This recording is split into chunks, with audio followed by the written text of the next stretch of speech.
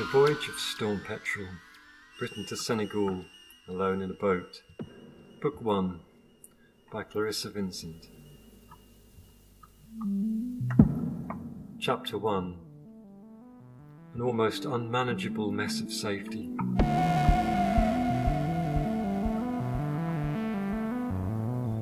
When I look in your face, I can't help believing all you say. But that's just what might happen with a witch too. How are we to know you're a friend? You can't know, said the girl. You can only believe, or not.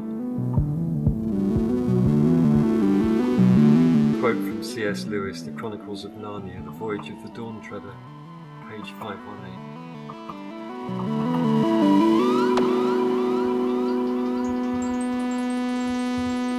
How to begin? The bar, the cafe, my usual place to reflect on so many new experiences. Paradigm shift, I suppose. Total life change. I'd sailed to Spain as I had wanted, no intended, for at least a decade. It took 7 days, and I was there now for the winter. There was no way I could face going all that way back. Ships everywhere. As busy as Harwich Harbour, one of the busiest ports in the world. Even right in the middle of the Bay of Biscay, hundreds of miles from land, giant ships just hanging around. I suppose they were waiting for slots and orders, but there they were, lying there, not going anywhere.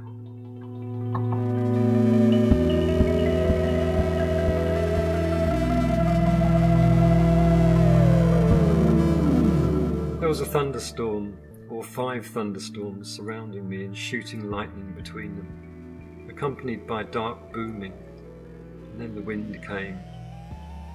I'd languished in gentle winds with just enough force to keep Storm Petrel moving solidly south. One of my fears was strong winds.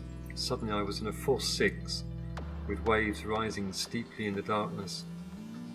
It felt like a Thelwell cartoon as I huddled at the helm with my hat pulled around my ears, oilskins, safety harness and life jacket, combining into an almost unmanageable mess of safety. White waves arrived at the stern like white cartoon ghosts to either collapse into hissing spume or clambered onto the deck and ran around looking for ways into the boat. Hardly any made it into the cockpit. That is what boats are designed to do, keep the water out and the people in.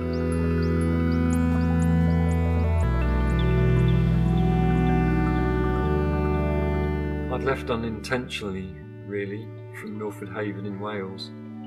For weeks the weather had been settled and the boat was as ready as it would ever be, with extra food, water, spares, documents and diesel. Extra fuel was given kindly by my Welsh friend Ty. I could sail around Land's End into the English Channel and then make off towards France. At least I'd be away from the Bristol Channel, but a much more audacious plan was unfolding.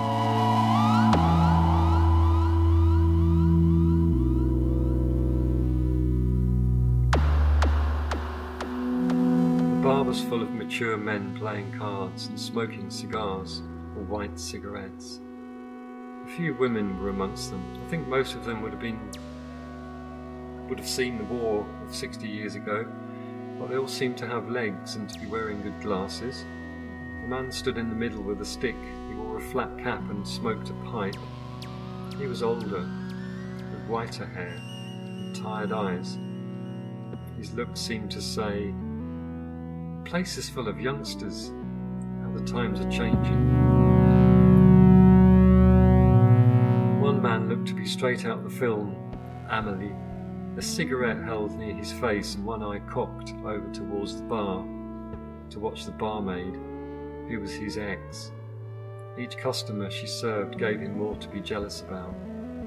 His white t-shirt and jeans looked relaxed enough, but his sideways-looking expression said, "I've a broken heart. It was 10 years ago. We were in love."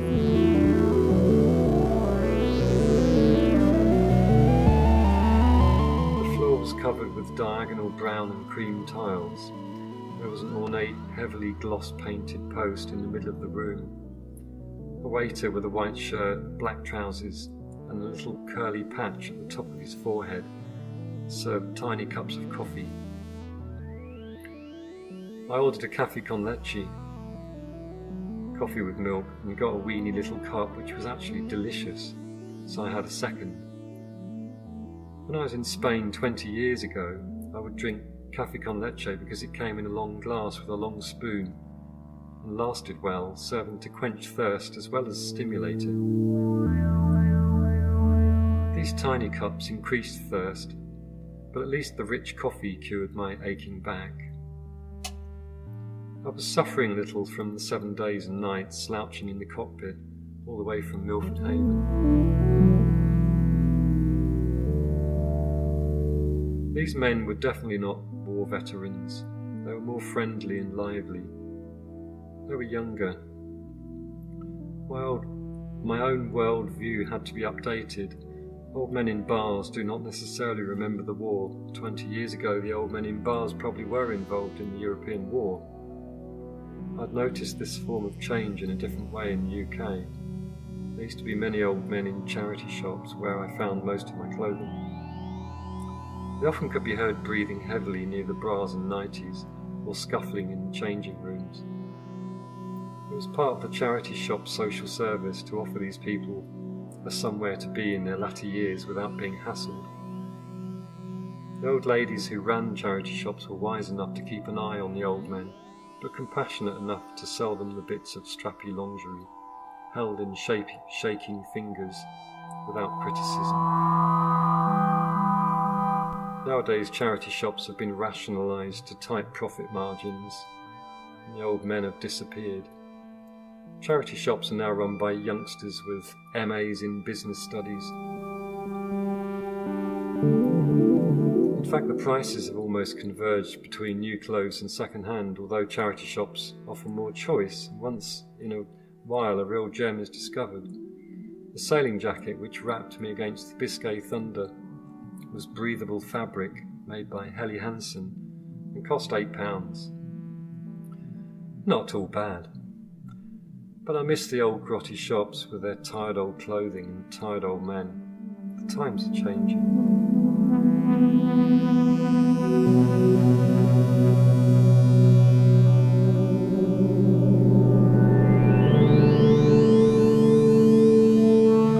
Hopelessly, and in terrible Spanish, I asked the yacht club barman what the weather would be like in the winter.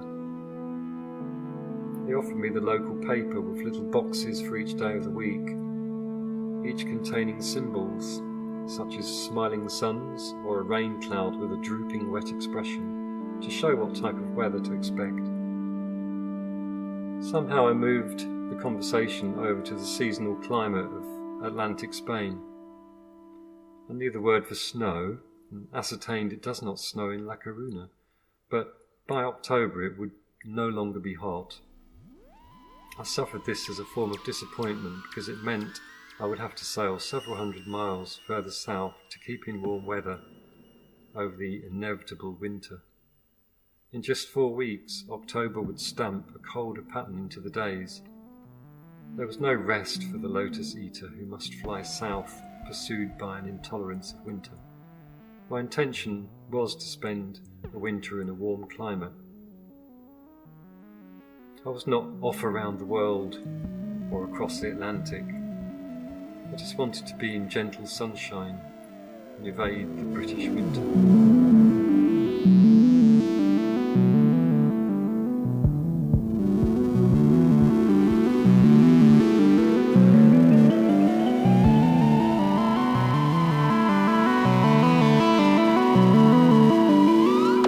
Rising at 7 a.m. after going to bed at 9 p.m, I took stock.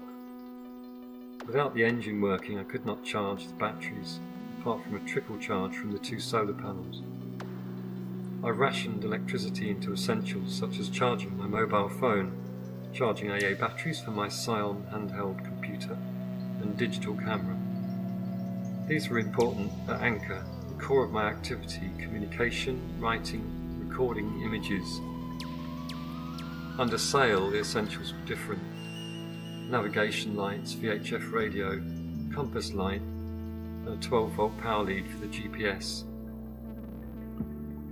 I removed the foresail to repair a strip of tabling along the aft edge, the leech, which had nearly come right off.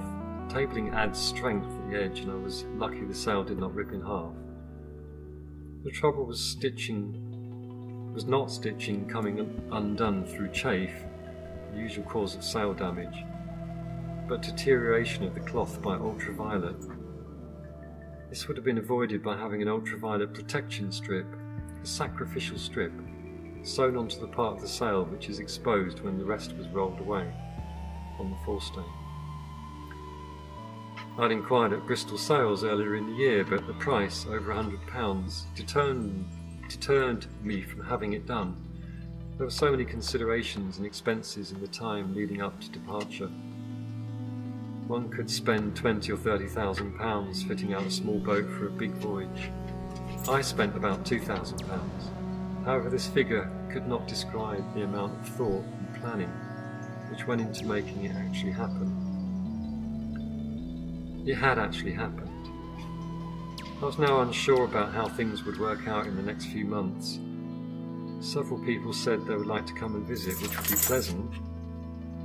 If I took out the wood-burning stove, there would be a decently long guest berth, but I could not think of a way to keep possession of the stove off the boat. As far as I could tell, I would not need a solid fuel stove in Spain. Surely it would be defeating the object if I had to start ordering a delivery of coal. I might as well be back in the UK. The diesel stove seemed a good idea. Small, light, bulkhead mounted, run off the main fuel tank, but expensive. There would be a lot less work to run than the solid fuel stove. In cold weather, a diesel stove could be left ticking over to warm and dry out the boat. If one of these was mounted on the bulkhead where the wood stove was, the space freed up would enable the port berth to be nearly full length again.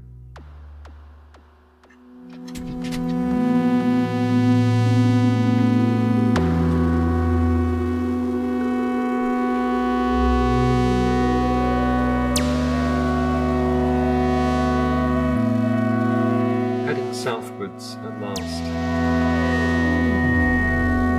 I woke up wanting to sail away from Milford Haven to wherever I could. The Cleddau had been a pleasant stay, particularly with Ty and his family and friends to meet up with. The estuary itself was a large attractive area of sheltered waters. I filled up to maximum amount of diesel and drinking water, as well as doing another session in Tesco's of Pembroke Dock. With all the preparations the last 3 months, I felt rather disappointed after Piece 4 departed for Bayona from Dale. I thought Dale would become the limit of my voyage. A few chilly nights and misty mornings, coupled with the talk of locals, "Soon the nights'll be drawing in," had me even more depressed and thinking I'd be stuck in the Bristol Channel for another winter.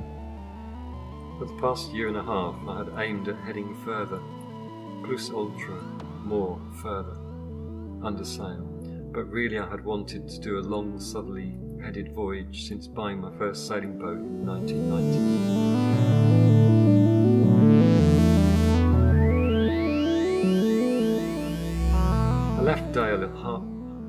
I left Dale half expecting a 37-mile passage to Lundy, or maybe a daring 70-mile hike to Padstow. Any other southerly ports were unsuitable due to strong tides. However, as I sailed out of the Cleddau, I almost thoughtlessly headed away from the coast and towards the distant Scilly Isles, 125 miles south-southwest.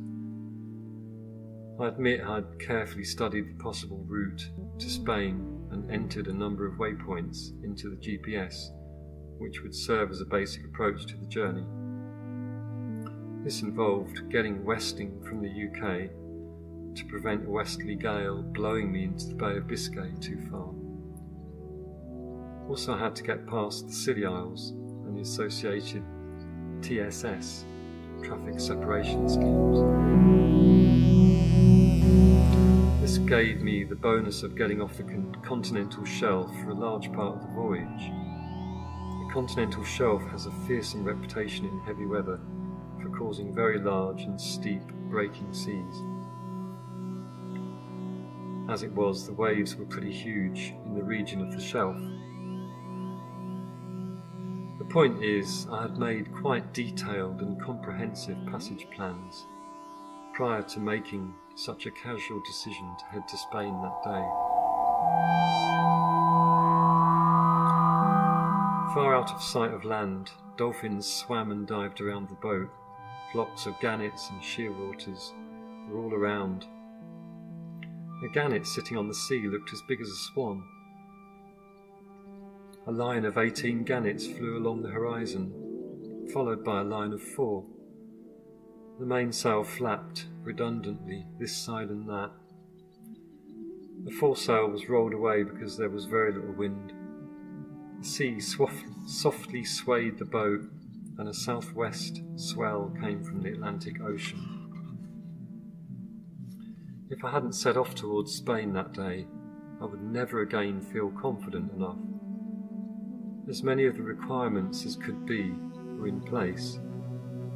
Weeks of light northwest winds resulted from the Azores high stabilising, and long-range weather forecasts gave light to moderate northwest winds right down to Spain. I could not resist having a go. The GPS indicated 100 miles to the Scilly Isles, which I hoped to pass to the west. From there I would head almost due south towards La Coruna in northwest Spain. The radio played beautiful music, perfectly accompanying my position. A magical full moon night in the open sea, with a song called Foretold in a Language of Dreams by Zither-Bell.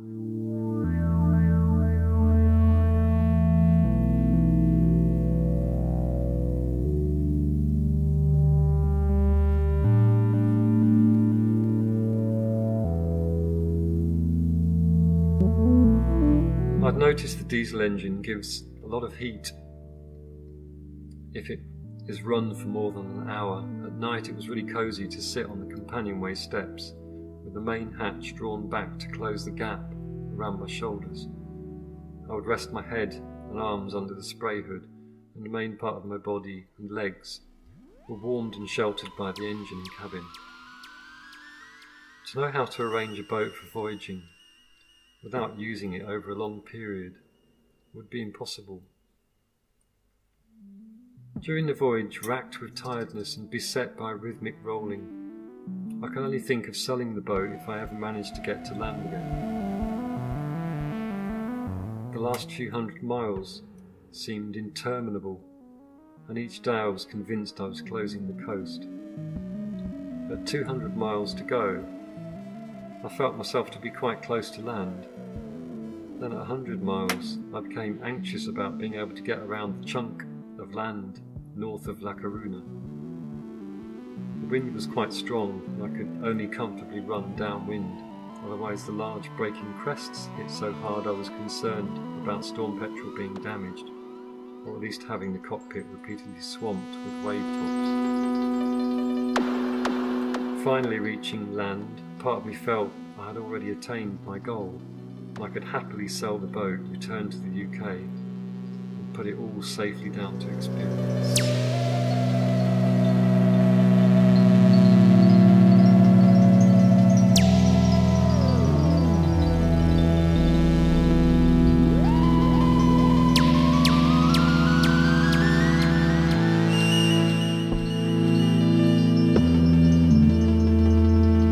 I repaired a split in the mainsail and also noticed the main halyard was chafing through. Either one of these could cause major difficulties offshore. I had no spare mainsail, and a broken halyard would be almost impossible to repair at sea without a boatswain's chair with which to climb the mast, but even those require another person to assist. The other option was to fit mast steps, and I had studied long and hard the various designs on boats in marinas. I had drawn plans for my own, but had not the resources to go ahead with the project. To buy them ready fabricated was about £15 per step, and I would need at least 10, so it was another idea on hold. Keith, the friend who sailed across Biscay with Anne and Nev, and another friend aboard Piece 4 a few days ahead of me, owned a catamaran. He had an interesting device, a form of ladder set into the sail slide groove and hoisted up the mast on the main halyard or any spare halyard if the main one had parted. The ladder was made of stiff webbing. One of these would cost half the amount of new mast steps. These and other realisations had me thinking it was sheer luck which carried me to La Coruna. Plus, I was not in possession of resources, either mechanical or financial, to match a cruising boat's needs. This depressive part of me was happy to quit while ahead and see the voyage so far as an audacious and risky success and as pure luck. The words to a Genesis song floated in my mind. Gambling only pays when you're winning.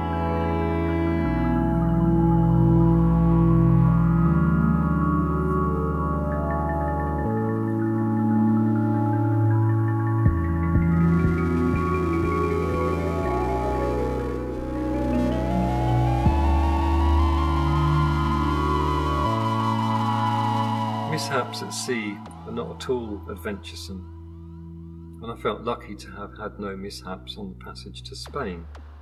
Everything on the boat had a crust of salt on it, and this made me realise what a hostile environment it was out there.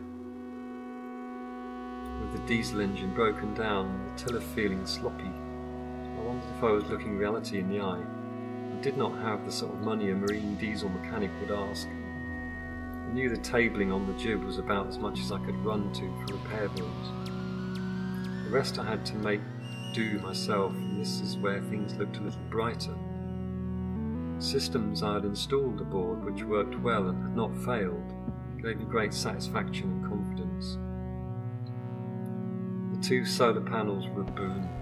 Each day the sun trickled power into the ailing batteries. The 2 LED cabin lights were excellent investments. They had been expensive, 48 quid for the pair, and they gave very low light output, but the advantage they had was a very low power drain, just half an amp each. In fact, the solar panels would support the LED lights entirely. I looked forward to getting navigation lights based on LED technology, but it was emergent technology and so not widely available at reasonable cost.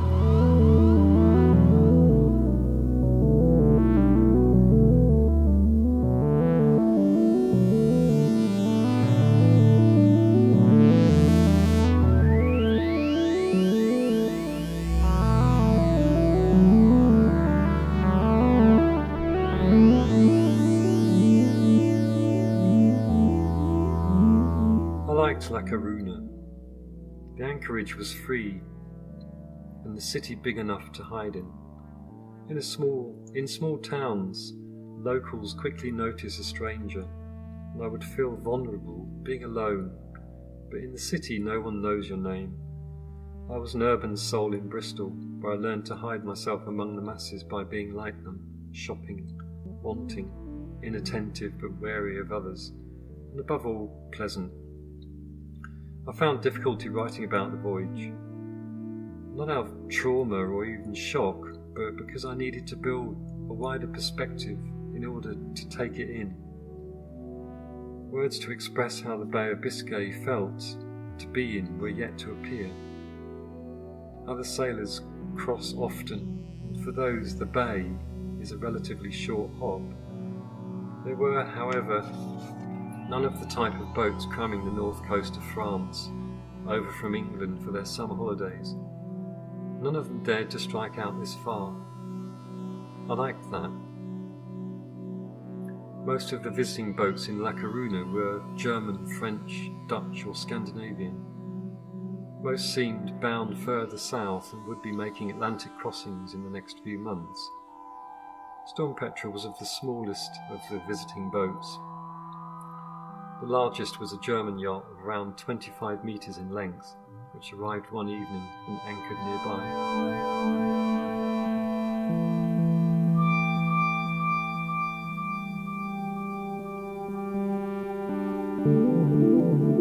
went to unravel the idiosyncrasies of the Spanish mobile phone market in the post office.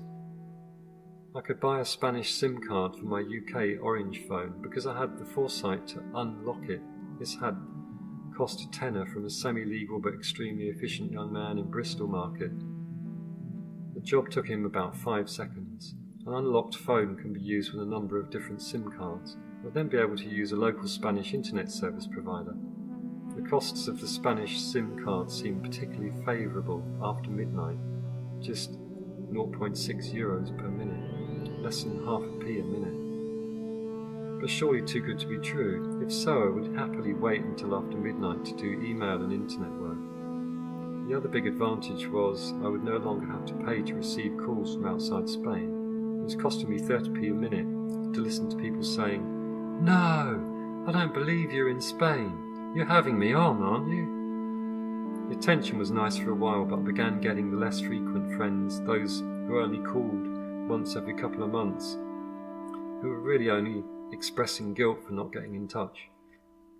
A new Spanish mobile number would be a breath of fresh air, and I could only give it out to the people I wanted to.